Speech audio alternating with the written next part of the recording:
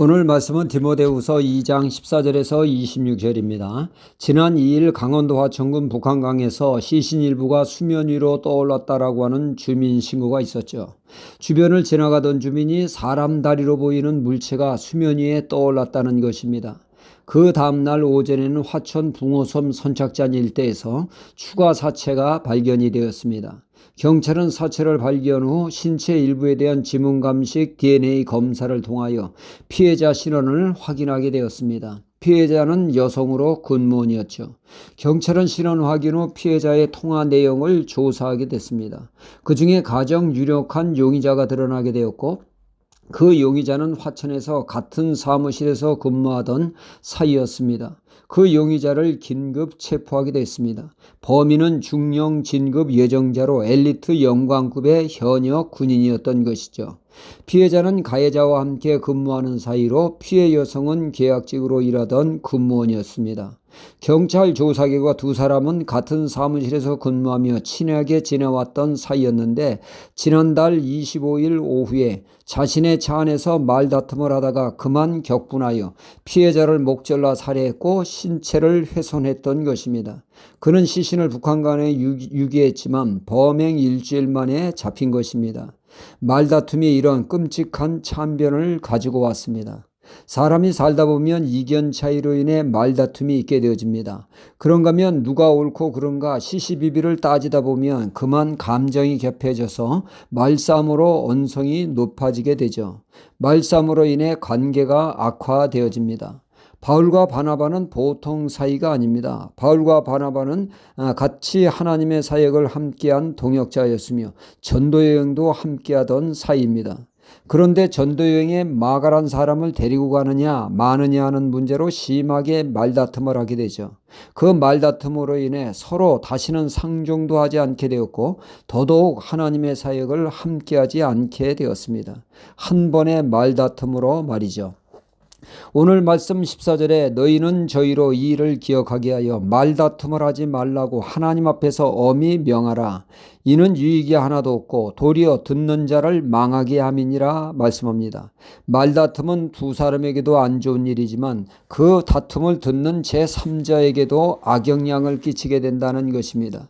말다툼은 이렇듯 모두에게 악영향을 끼치기에 엄하게 금할 것을 촉구하고 있습니다.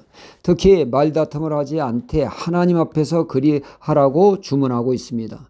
하나님 앞에 모시고 산다면 함부로 말다툼을 할 수 없게 되죠. 그러니까 학생들만 있는 교실에서 학생들 사이에 언성이 오가면 말다툼을 할 수 있습니다. 서로 싸우던 학생들도 담임 선생님이 교실에 들어오면 그 순간 신사가 되고 숙녀가 됩니다. 언제 그랬느냐고 말이죠. 학생들도 선생님 앞에서는 말과 행동을 함부로 하지 않습니다. 거친 말을 사용하지 않으며 매사에 조심합니다. 신앙도 마찬가지라는 겁니다. 하나님을 망각할 때 할 말 못할 말이 없이 함부로 막말을 함으로 말다툼이 생기게 됩니다. 말다툼을 막는 것은 하나님을 앞에 모시고 살 때, 하나님을 의식하며 살 때 가능하다는 얘기입니다.